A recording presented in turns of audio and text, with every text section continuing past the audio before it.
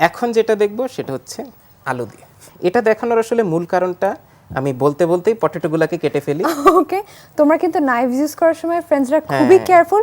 এটার মূল কারণটা হচ্ছে আমরা এখন পর্যন্ত যেটা দেখেছি সবগুলারই হচ্ছে সেন্টার অফ গ্র্যাভিটিটা পুরো সিস্টেমের ভিতরে ছিল, মানে বস্তুটার ভিতরে ছিল। এখন আমরা এটাকে সিস্টেম থেকে বাইরে নিয়ে আসবো। হ্যাঁ, সেন্টার অফ গ্র্যাভিটি যে বস্তুর ভিতরেই থাকতে হবে এমন কিন্তু কোনো কথা নেই। This sounds very interesting, I am really eager to know about the results.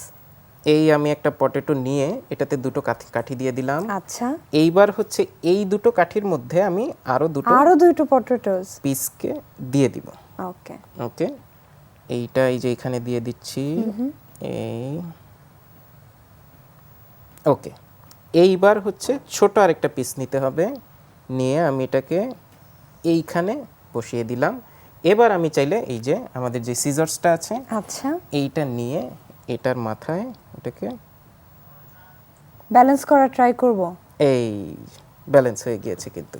O my goodness friends, তোমরা কি দেখছো? এটা আনবিলিভেবল, এটা কিভাবে সম্ভব? তাহলে এই যে পুরো জিনিসটা, এই পুরো অবজেক্টটার সেন্টার অফ গ্র্যাভিটি এবং সেন্টার অফ ব্যালেন্স কিন্তু তাহলে এই যে এই এইখানে। পয়েন্টটায়, কিন্তু ভাইয়া অথচ এই পুরো জিনিসটার থেকে বাইরে।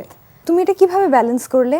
এটা ব্যালেন্স হয়েছে কিন্তু এইভাবে সোজা হয় না, একটু কাত হয়ে। একটু বাঁকা হয়। তার মানে সে আসলে নিজেই তার ব্যালেন্স পয়েন্টটাকে খুঁজে এটা কি নিয়েছে। আমিও একটু ট্রাই করতে পারি? অবশ্যই, দেখো।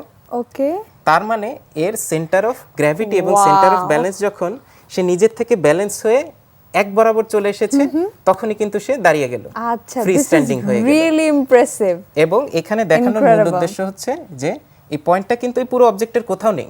হ্যাঁ, পয়েন্টটা হচ্ছে অবজেক্টের একদম পুরো বাইরে, বাইরে। তাই না? কেমন লাগলো এই এক্সপেরিমেন্ট? খুবই ভালো লেগেছে। আমি তো তোমার সাথে নেক্সট আরেকটা ক্লাস করার জন্য খুবই এক্সাইটেড।